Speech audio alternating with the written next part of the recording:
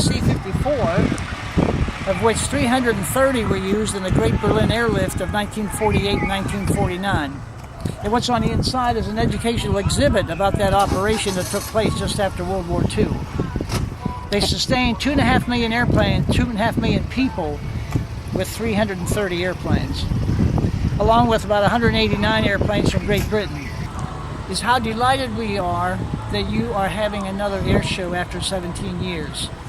We participated many times in the previous Armed Forces event, and now we're just elated to be back.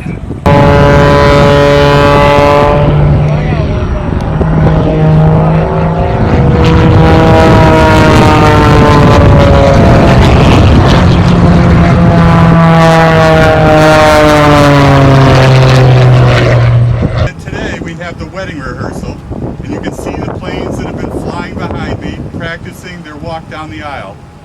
And they are also showing off the capabilities of their jets and bringing back memories of warbirds from yesteryear.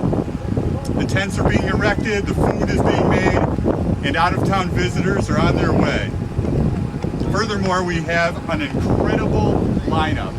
Nearly a dozen performers are going to include some of the most talented pilots, parachuters, crews, wing walkers that the world has ever seen.